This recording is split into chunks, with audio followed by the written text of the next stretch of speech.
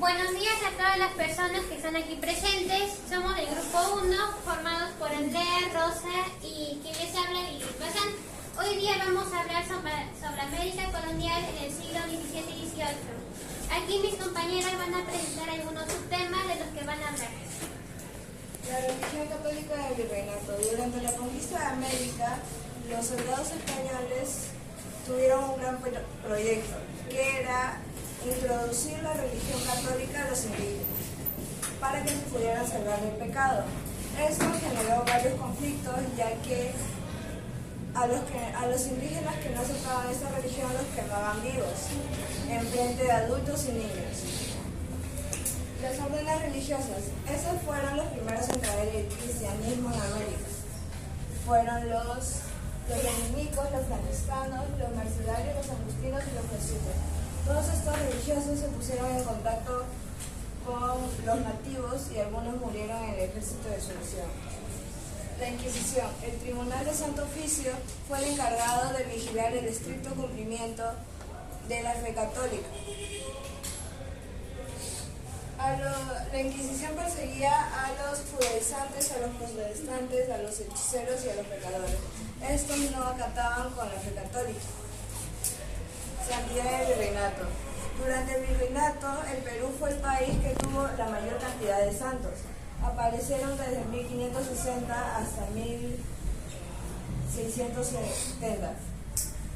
Fueron Santa Rosa de Lima, San Martín de Porres, San Juan Macías, Santo Toribio de Bego y San Francisco Solano. Monjas limeñas. Las monjas limeñas tuvieron un gran propósito.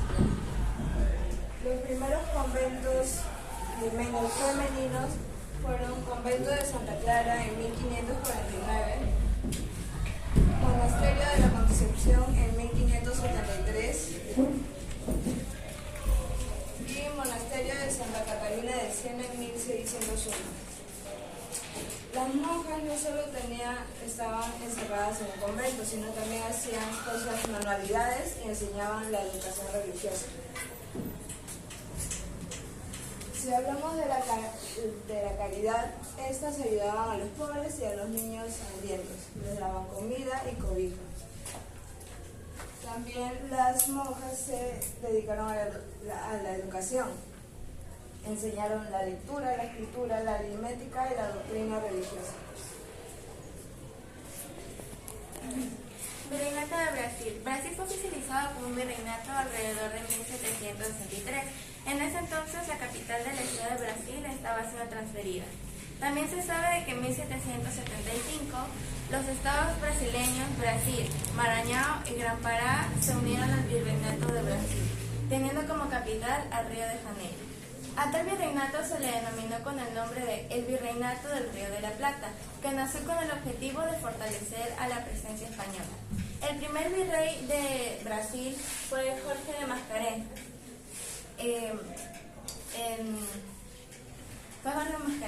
Pero poco después Brasil se convirtió en una nación independiente en 1822, y esto ocurría después de 3 siglos de la colonización de Portugal, la cual se originó a partir del Tratado de Tordesillas, firmado por los reyes católicos y por don Juan II de Portugal en 1495.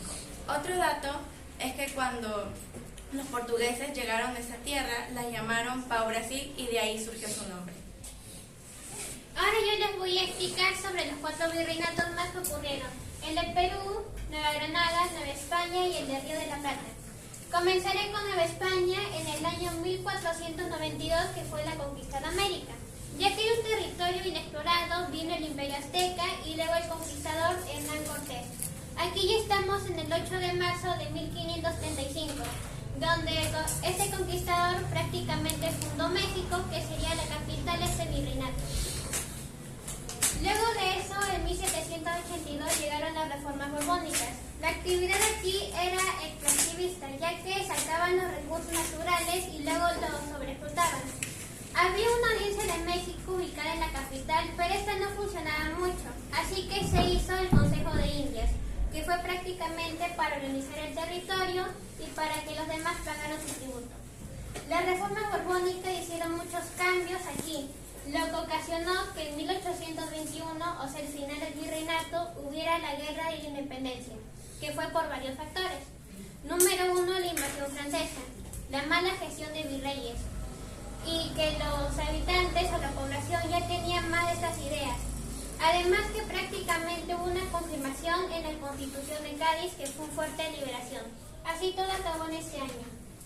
Ahora también les voy a explicar el de Perú, que comenzó en 1542 y terminó en 1824.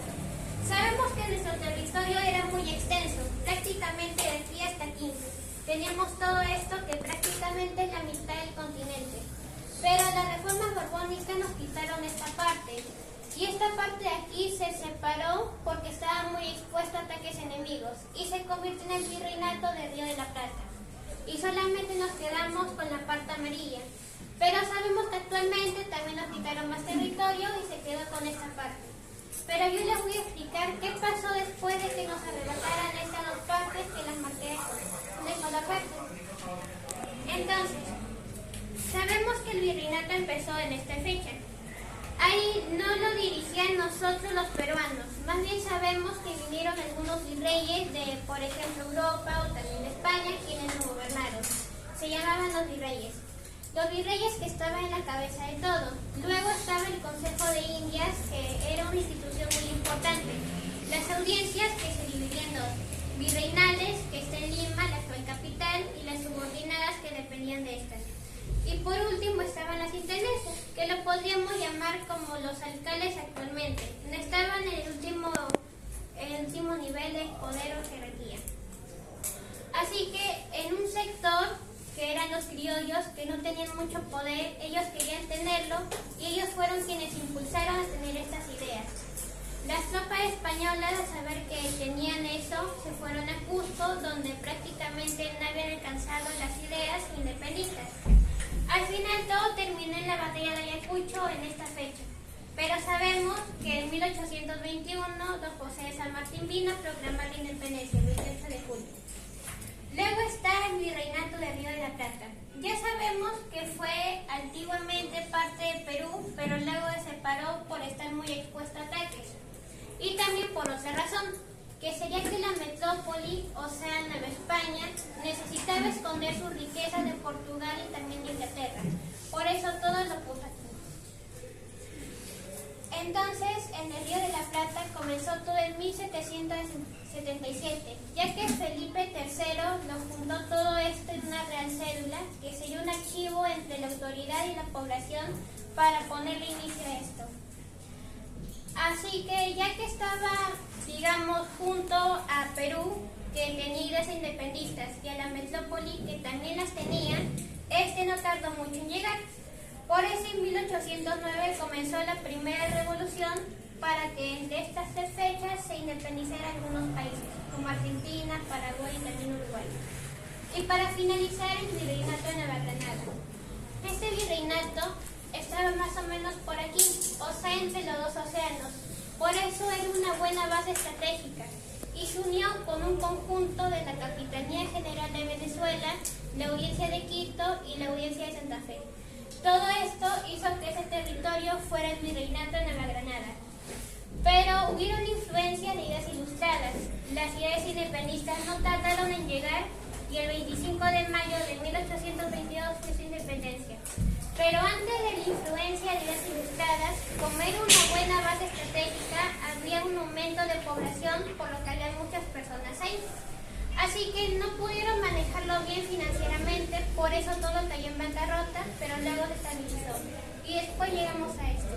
Un dato curioso es que Venezuela no pertenece a este virreinato, ya que según su Capitanía General está técnicamente junto a España, pero políticamente está en eso, pero por su territorio, por su ubicación, le consideran que está junto. Muchas gracias. Bravo.